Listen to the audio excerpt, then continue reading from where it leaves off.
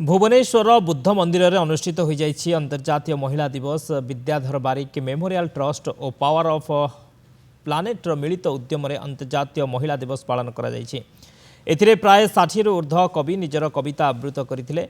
कार्यक्रम में Sushrut hospital CEO doctor Chidatmika Khatua, advocate Sangita Majhi प्रमुख जोगदे। विभिन्न कार्य उल्लेखनीय अवदान पर 4 जन महिला को कार्यक्रम में सम्मानित करा।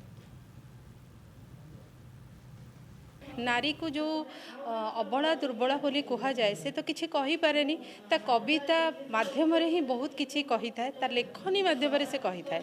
तेणु आमे तार अंतरर अंतर्निहित शक्ति को बाहर को आनिबा पई एटा गोटे छोटिया प्रयास। आज आमे 50 रु 60 जन नारी कवि को नेकी करिचु।